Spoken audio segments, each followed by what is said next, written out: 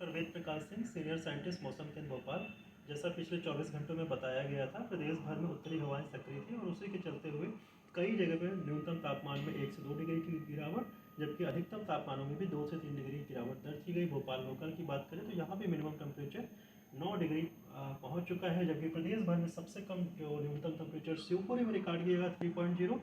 और इसी क्रम में जो अधिकतम तापमान है वो भी 20 से 23 डिग्री के आसपास प्रदेश के कई हिस्सों में बने हुए हैं। इसके चलते हुए पूर्वी मध्य प्रदेश के कुछ हिस्सों में, इसमें सागर, खजुराहो, सतना, जबलपुर, कटनी, सिवनी, मलाजखंड, इनमें कोल्ड डे यानी शीतल दिन या फिर शीतलहर की परिस्थितियाँ देखी गई। उसी प्रकार पश्चिम मध्य प्रदेश में भी दतिया, शिवपुरी, अशोकनगर या बैतूल या फिर विदिशा में भी कोल्ड डे या कोल्ड वेव की सिचुएशन देखी गई है। अभी जो उत्तरी हवाएं हैं हालांकि अगले 24 घंटों के दौरान सक्रिय रहेंगी, जिसके चलते हुए अपने प्रदेश में कुछ जगह पे आज भी खासकर ईस्ट एमपी में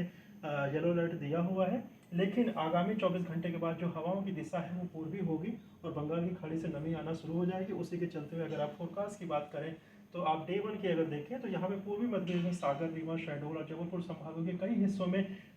जो कोल्ड वेव माने शीतलहर की, जिसमें न्यूनतम तापमान 4 डिग्री से कम या फिर सामान्य से 4.5 डिग्री से कम हो सकते हैं। साथ में पश्चिम मध्य प्रदेश में अशोकनगर, विदिशा, राजगढ़, बैतूल और दतिया में भी कहीं कहीं पे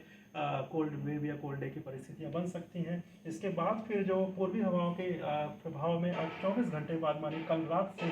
बैतूल या छिंदवाड़ा या फिर सिवनी बालाघाट में हल्की बूंदाबांदी की शुरुआत हो जाएगी और 48 घंटे बाद आप देख सकते हैं जबलपुर संभाग और नर्मदापुरम संभाग के कई हिस्सों में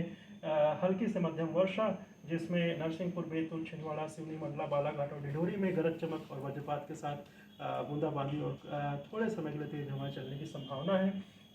72 घंटे बाद की स्थिति देखें तो ये सिस्टम जो भी है थोड़ा सा